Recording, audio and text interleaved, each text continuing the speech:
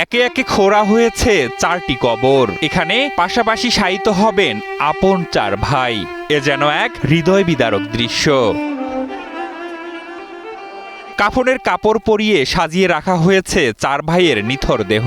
আর তাদের কফিন ঘিরে স্বজনদের গগনবিদারী চিৎকারে শোকাবহ পরিবেশ তৈরি হয় পুরো এলাকায়। এমন বিদায় মানতে পারছে না কেউই। আর তাদের জানাজায় ঢল নামে হাজারো মানুষের। এ সময় কান্নায় ভেঙে পড়েন অনেকেই।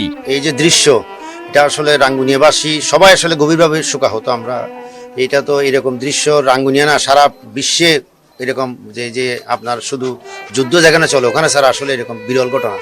আমাদের বাংলাদেশে এরকম মানে এরকম ঘটনা হয়েছে কিনা আমাদের এরকম জানা নেই। একসাথে একই পরিবারের 4 জন নিহত হওয়া, এটা আসলে বিরল। এবং আমাদের রাঙ্গুনিয়াবাসী লালানগরের সবাই আসলে শোকাহত। কথা ছিল 2 ভাই একসাথে দেশে ফিরে বিয়ের পিঁড়িতে বসবেন। চলছিল প্রস্তুতি, কিন্তু 2 ভাইয়ের সাথে সঙ্গী হয়ে দেশে ফিরলেন অপর 2 ভাইও। তবে বিয়ের সাজে নয়, 4 জনই ফিরলেন সাদা কাপড়ে কফিন বন্দী হয়ে।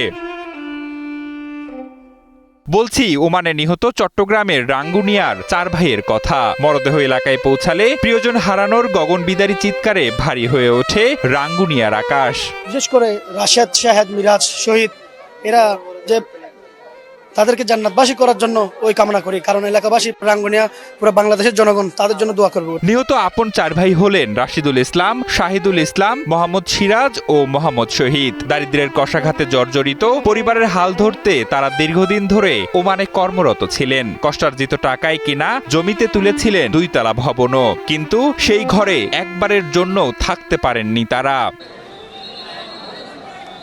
পরিবার জানায় ওমানের আল মিলিদ্দা এলাকার আল মোসনা স্টেট অফ আল বাতিনহাতে একটি গাড়ির ভিতরে বিষাক্ত গ্যাসে আক্রান্ত হয়ে তাদের মৃত্যু হয়। পরে 19 মে রাতে মরদেহগুলো ঢাকায় পৌঁছালে পরিবারের সদস্যদের কাছে তা হস্তান্তর করেন চট্টগ্রাম 7 আসনের সংসদ সদস্য হুম্মাম কাদের চৌধুরী। পরে বিশেষ ফ্রিজার অ্যাম্বুলেন্সে করে 20 মে সকালে মরদেহ গ্রামের বাড়িতে নেওয়া হয়। তাদের লাশগুলো সুন্দরভাবে স্মুথলি দেশে আনার ক্ষেত্রে কিন্তু আমাদের মাননীয় এমপি মহোদয় থেকে শুরু করে আমরা কিন্তু সার্বক্ষণিক যোগাযোগ করছি। ওমান যে এম্বাসি আছে, আমাদের ওমান অস্ত যে বাংলাদেশি যে এম্বাসি, সেখানে দূতাবাস, ওনাদের সাথে প্রথমত যোগাযোগ হচ্ছে। এদিকে 4 ভাইয়ের মরদেহ বাড়িতে পৌঁছানোর পর পুরো এলাকায় বিরাজ করে শোকের মাতম। স্থানীয়রাও হয়ে পড়ছেন বাকরুদ্ধ।